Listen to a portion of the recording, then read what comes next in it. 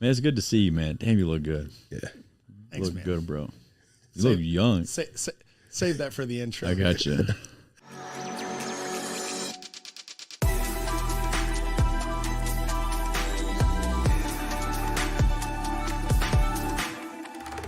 Hey, y'all. Welcome to another edition of IVs and Alphas. We're just having fun here in the Ivy room today, just chatting bullshit, discussing all things badassery, and we just decided to put it on camera. We got Rudy Uribe here, a.k.a. Uribod, and C-Murph, Chris Murphy, the extraordinaire. I don't know if you've seen his photos, but they're pretty sexy. I'm not going to lie. How you doing? Of me or the ones I take? I meant the ones of me. Oh yeah. No. I'm joking. I don't take photos of him. No sexy photos. You do look good, Chris. Thanks, bro. Really good, man. Keep it up. Appreciate it. Here at the Alpha Mode Clinic, we can give each other compliments like that. Supposed to. It's masculine. You know what I realize, man, and take this the way you want, y'all, but at the gym, when I see, if you go to the same gym at the same time, you realize it's the same people there. Right. I could leave for a year and come back at the same time to my gym, and I'm going to see most of the same people. It's really a community. It's a lot of fun to have that kind of a family at the gym. But occasionally I see somebody that loses a bunch of weight or really gains some size and some muscle, and I go out of my way when I see them, when I dab them up, they go, man, you're looking good. Holy shit, you losing weight? And it's so fun to see their reaction because, a compliment from a gym bro like myself. Oh, yeah. 100%. 100%. Am I wrong on this? Is more valuable than a hot chick going, 1,000%. oh, you look good, Rudy. Oh, yeah. Because this is my science. This is what I do. I notice these things. You get a good compliment from a gym bro, give me that all day because that actually means something. And it's almost always, I think it's usually genuine. When a girl compliments you, she might just, I don't know. Maybe she wants a free dinner. Just Maybe she nice. wants you to buy her drinks. Yeah. When I compliment you, it's just, I'm trying to point out the obvious. 100%. Yeah. Yeah, I've had this conversation with some of my gym buddies, and we always say the same thing. Like whenever I get a compliment from a female, especially if she's a hot chick, you're like, okay, thank you so much. Don't get me wrong, I like that. But when like another guy who takes good care of himself, who's like at your level of fitness, compliments you, that is like the ultimate price because they recognize, wow, this man is actually putting in some work. Another cool thing is when you're a father and you're doing that, they respect you more. It's like, man, I want to be a dad that's in top-notch shape. They always ask me, what do you do? I say, bro, I'm going to be honest, man. I invest a lot of my time learning not just my body, but the science of how the body works because I want to know how to take care of myself. I'm so glad you said that because that actually is the topic of conversation here today is I feel like the number one obstacle. Now, at the Alpha Male Clinic, we actually work with women. We call them the Alpha Chicks. We got a cool brand. But my passion is especially working with men. And I look at the culture we have, and I hate to bring it up, and this is going to piss some people off that are watching, listening to the podcast. Let it out. Okay, I'm going to let it out. The Chris Rock, we've all maybe you haven't heard the rant. The most famous thing he's ever said, the most viral thing he's ever said, is when he goes off and says that women, children, and animals are the only creatures that are loved unconditionally. Mm-hmm. Men are only loved under the condition that they provide something. Right. Mm-hmm. One of the reasons I started the Alpha Male Clinic is I wanted to help men come back to life, bring alpha, bring macho back in our society. Mm-hmm. And the number one piece of advice I give to people every freaking day is you got to be selfish. Yeah, you have to. You really do. And the world tells us we need to be selfless. Mm-hmm. And I want to introduce the debate is the problems in our country related to we've lost masculinity in this country. Maybe we've been too selfless. Maybe we're not strong. Not even maybe. We are not strong like we were anymore. And I say it all the time, but I really honestly believe that if we were under British rule right now, if the redcoats ruled us right now, would we have the nuts as a society, the strength to say, fuck you, Britain? Do you think the Boston Tea Party would really happen today? I don't. It'd be a different kind of tea party. Oh yeah. It'd be We don't want to talk about that type of party. Yeah. With your stuffed animals Yep. and your table and your tea set. That's what that tea party we would have. Yep. Yeah, that was. I mean, that's not American. I mean, like you said, we have to be more, greedy with ourselves. We have to be more. One thing that I've always learned was, and I see it a lot in this clinic. Let's talk about the guys that come into the clinic and the females. Most of them come in here because they stopped taking care of themselves. They lost themselves, and they wanted just to provide. And now they're in here, and the number one thing they always tell me, I need to get back to me. I'm like, yeah, you do, bro, or ma'am. I mean, you got to get back on your ways. You got to get back on track, because at the end of the day, nobody's going to love you like you. I bet you hear too that like guys that come in, they're probably like, my wife cooks like delicious food all the time. It's so hard for me not to eat. And that's them not being selfish enough and lacking the discipline enough to be like, hey, honey, like I love the meals you prepare, but I need to keep myself in shape and be healthy. So for our kids or for our future. Right. Exactly. I mean, you got to prosper in the relationship if you take care of yourself.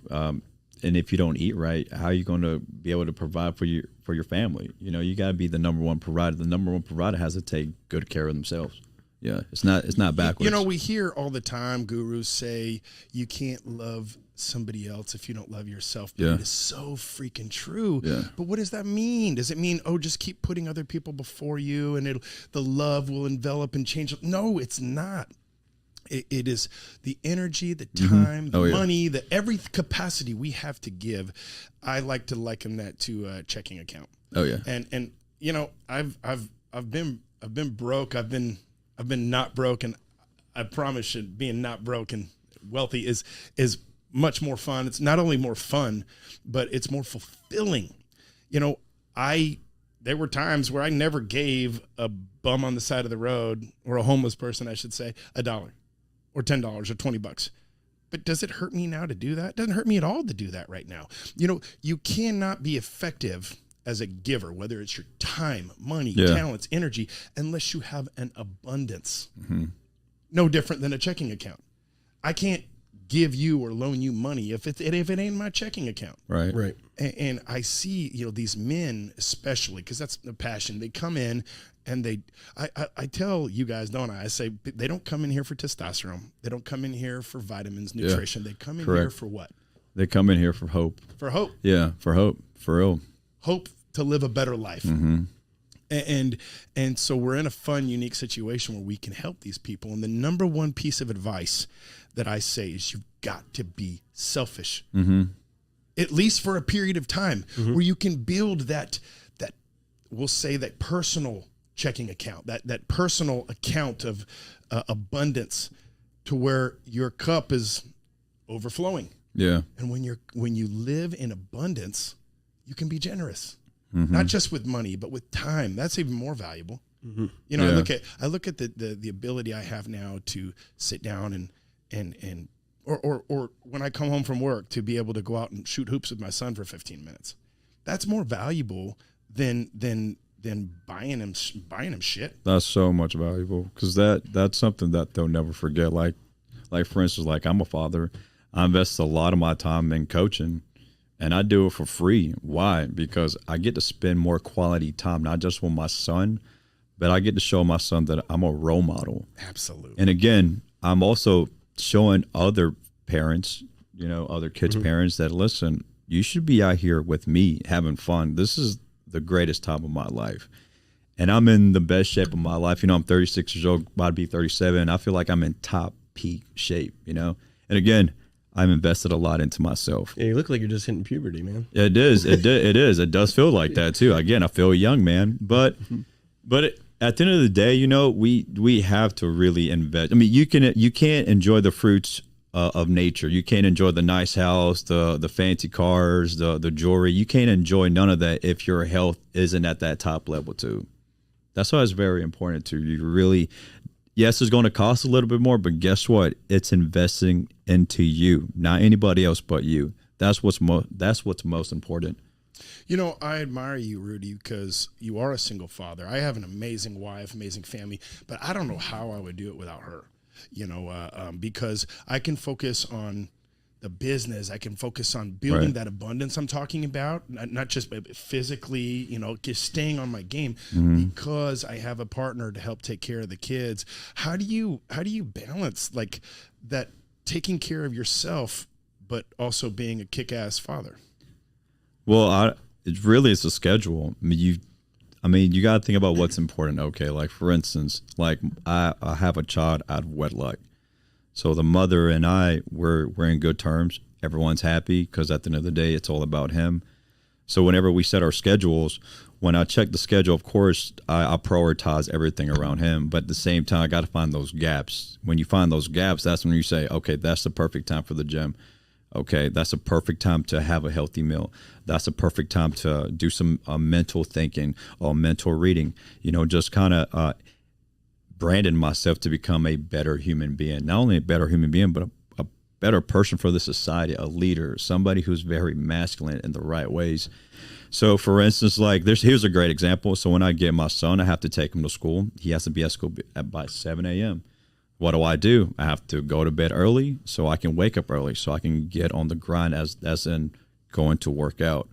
Now, whenever he goes back to his mother, you know, I change it up a little bit. Now I get to stay up a little late just to work on other stuff that I need to catch up on. And of course, wake up a little later because you need quality sleep. Again, I'm being greedy. I'm investing into myself. Absolutely. You got to work on sleep and recovery. So then I might sleep in a little bit longer, just an hour later, because I still want to grind in the morning. Because if I grind in the morning as in work and now go ahead and get my day started, that's when I feel like I'm unstoppable. That's when I'm like, all right, I'm turning it up. I don't know who else is turning it up with me, but it's go time in the morning time for me. I love what Arnold Schwarzenegger says, and he says you only need 6 hours of sleep in a day. I actually believe it's 7. The science says it's more than 6, but regardless, he says that means there's 18 hours in a day. Or Yeah. I'll say 17. He says, you have the time. You make the time. Yeah, you got to make the time. It's your standards, right? Like that's kind of what it all boils down to. Is like what are you not willing to and willing to accept? So if you don't have any standards or baselines for what you will and won't do, or what timetables you set aside for the gym or your kids or whatever, you're not going to do it because you can't hold yourself to that standard of living. Like you said, branding yourself. It's kind of like that. Like, this is my brand. I wake up at 6 every day. I get 7 hours of sleep. You know, I go to the gym. Just having those few things, I think the routine, there's maybe just 3 standards. I'm not going to eat anything from the center aisles. I'm not going to sleep in, and, you know, what's the third? I'd go to the gym. Yeah, that's exactly. Three simple standards. I mean, notice how I said rest, training, and eating right. That's selfish. I'm being selfish, and guess what? I'm talking about the 3 things that's going to take care of me: going to the gym, working out, recovery, and eating right. I'm not talking about going out, having a good time with the buddies. No, it's all about me. Yeah. You know, guys, I listen to talks and speeches every freaking day. This is a big part of my regimen. Let's talk about the importance of what I read is routines and rituals. Yes. So we all know what routines are. We all got our routines. But what is a ritual? And I had to really examine that a little bit. And here's my definition. Okay, my definition of rituals is a series of routines that's run concurrently. And so I set up these routines. When I changed my life, I was 300 pounds. I lost it all in 90 days, 4 years ago, almost exactly this month. And so I set up my rituals. And those consisted of, I wake up in the morning early, not terribly early, but, you know, early enough to see the kids off to school. I take a 45-second cold shower, and it sucks. But 45 seconds later, when I'm drying off, I feel amazing. It's literally, it goes from suck. Oh, it's amazing. And then I go into the kitchen and I pour me a full shot of apple cider vinegar, which is disgusting. It's fucking horrible. Yeah. Okay. And then of course I chase it with water, and then I have a cup of coffee. I sit and it's my little meditation. It's 15 minutes. I just kind of sit and enjoy coffee, look at the view a little bit outside. And then I jump in the car. Now, I take my son to school. And this is our routine, is we get in the car. I pop out a little magnet holder for my phone, and I pop up my phone onto my YouTube videos, motivational, get you jacked up type of inspirational content. And there's millions of hours online about it. I love that your son watches it too with you. Yes. I started that routine with my son, by the way. He was 8 years old when I started this. And sometimes I look over and I get so jealous because I'm like, man, if I was raised with this kind of winning intelligence, which I wasn't. I'm sorry, Mom and Dad, but I wasn't. If I was raised with this kind of winning intelligence, I would have been a killer so much freaking earlier. So we watch these videos, and as we're in the line dropping them off at school, when we find the right video, Marsha goes, "That's the one." And I have a group of about 150 people on a message thread that I call it alpha male motivation. And I put that on there 3-4 days a week. I pop a video up on there, and it's all the only purpose of the thread. Matter of fact, there's no communication. They all know this is not a chat thread. This is a distribution thread for inspirational content. Oh yeah. So I drop him off at school. I send the video. Well, I keep watching videos on my way to the gym. And sometimes I'm in the middle of a good video, or maybe I'm just not sufficiently motivated, and I sit in the parking lot for 5-10 minutes and get jacked up, hell up. And I typically shut the door. I run into the gym because I'm ready to kick ass. And I go in the gym and I beat my fucking ass. Like, I can't work out at Planet Fitness because I don't know if you know their standards, but they don't allow, you to make any noise. Right. I don't make noise when I lift so that you can watch me. I don't give a shit. There are some times when I'm finished with a set where I'm practically crying. Yeah. Because I pushed myself past the point and I failed. And it hurts so damn bad that I have to make a noise. And to me, I don't think you can go 110% quietly. So I can't work out at Planet Fitness. But the point is, I deliberately put myself through excruciating pain every freaking day. Not because somebody else inflicted it on me. And this is where I'm going to get with this. We deal with stresses and pains, we'll say, throughout the day that we're just rolling with the punches. Our boss might have put it on us. Maybe a car accident, maybe a flat tire, maybe somebody giving me some bullshit that I got to deal with, or talking crap. Those are pains inflicted on me. But everything I've just explained, from the cold shower to the vinegar to the watching videos. I could be watching Netflix. I could be watching SportsCenter. You guys when I set these routines up 4 years ago, I stopped watching SportsCenter. That was what I watched. Not anymore. My fantasy football game has sure suffered because of it, but my life is better.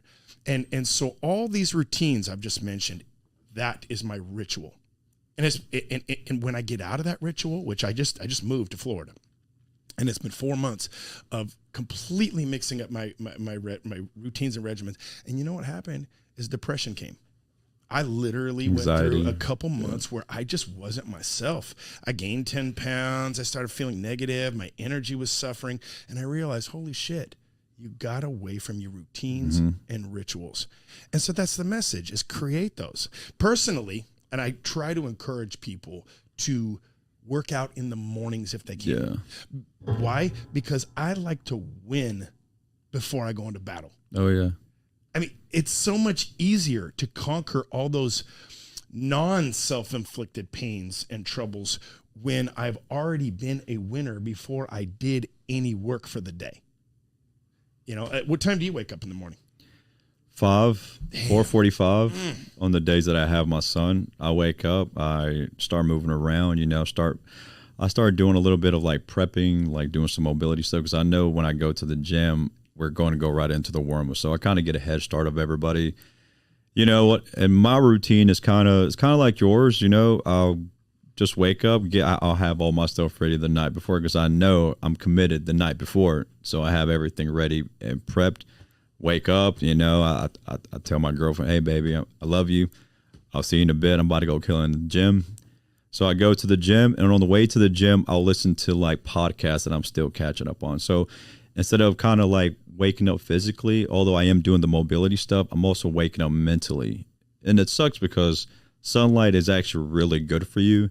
So I wish there was more sunlight in the morning whenever I'm waking up. So what I'm just doing is just kind of stimulating the brain through a podcast and catching up with some stuff. What kind of podcasts you listen to? So I listen to a lot of the Huberman podcast. I listen to him. And of course, I like to listen to different other podcasts.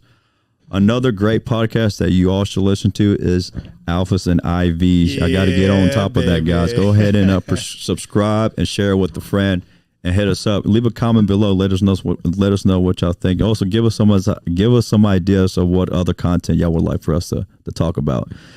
But then, when I get to the gym, I gotta greet everyone. I gotta say good morning. I gotta spark their energy up because I'm looking at other winners just like myself. Because again, we're winning in the morning. Then from there, it's just a war zone for me. I'm trying to I try to compete with everyone that I work out with, and I do. So where I don't go to a Planet Fitness, so I CrossFit, so it gets a little competitive. But at the same time, it's a community there, and we all showing each other love, pushing each other. And after that, I get back on the road. Now I got the sunrise coming up. Now I'm got the endorphins pumping out, all that dopamine. I just feel like a free man. And then I'm just driving by people like, yeah, what the hell did you do? Did you go work out? Are you winning? Which they might have a different routine, but still, that when I see people early in the morning on the same grind, I'm like, yeah, they're winning. I'm hanging out with the winners in the morning. Yeah. Chris, you've been with me filming content, helping us at the clinic for a long time. Well, not a long time. How long has it been? Almost a year. Almost a year. Yeah. I've seen major changes in you. Mm-hmm. Like, if you could just give one or two reasons, what is the top one or two reasons for that? The clinic has played a huge part in that because I'm surrounded by people that are constantly motivated and on their stuff. So I will say the clinic's been a huge proponent of my success as far as getting my weight back in a good range, getting my body fat down. I've built some muscle since I've been here. So it's kind of inspiring just being in this environment because I've always worked out. I've been working out since I was, 23, 24, but it would be just like this. It was very seasonal. I didn't have a concrete routine. And now just being around men that are uplifting, motivating, we're constantly in a fitness kind of environment with the gym and everything else. I think that's played a huge role. And then obviously, getting back to intermittent fasting, that's something that I'd done before that I had great results with. So I started doing that again. That really helped. And just listening to conversations in the clinic has been a huge help because I feel like I'm probably in the best shape I've been in. And that's been over the course of the last 7 months that's happened. So, and that's right in line with working here. So I'd say that's got to be a big part of it. No, it's impressive. And Rudy, how long have you been here at the clinic? Let's see, February 7, yeah. Okay. Massive transformations. And you always physically looked good. Yeah. You might look a little better now than you did. But 100%. I totally agree. But the biggest thing, man, is the way you speak. Yeah. Bro, Swagger, baby. You had little to no confidence of speaking off the cuff. Yeah. Do we have an outline for this podcast today? No. Did we write bullet points? No. Did we discuss a strategy before we turn the cameras on? No. What's the one freaking thing I said? Hey, sit down. Hey, just so you know, we're going to talk about the importance of being selfish right now. Boom. Too easy. And here we are. And the way you speak, the way you look, the way you project. I mean, no stuttering, no pauses. It's really incredible to see, man. Yeah, baby. Yeah, you gotta be selfish. You gotta be selfish. I've noticed it too because his videos have, because I filmed these guys obviously, and your stuff's gotten so much better. The confidence, and then obviously you're learning too. I know as you're doing this, so you're going to get more confident about what you're speaking on. But just your presence is very like making me blush. Yeah, dude. Everyone, I'm blushing right now. Like I said though, and that's the mission, and that's what I'm so proud of is we cannot give people hope. Yeah. Unless we're that beacon of energy and light. But it all comes down to back to being selfish, taking care of yourself before you take care of others. Chris, you said what was the example you said about the airplanes? So yeah, and they always tell you when the oxygen masks drop to put yours on first. Don't worry about your kids. Do them afterwards because you can't save them if you can't breathe. You can't think clearly. You can't. I absolutely freaking love that analogy. I'm going to use it all the time. It's mine now. It's totally mine now, Chris. Trademark. But no, that's the principle, and you can relate that to everything. Yeah.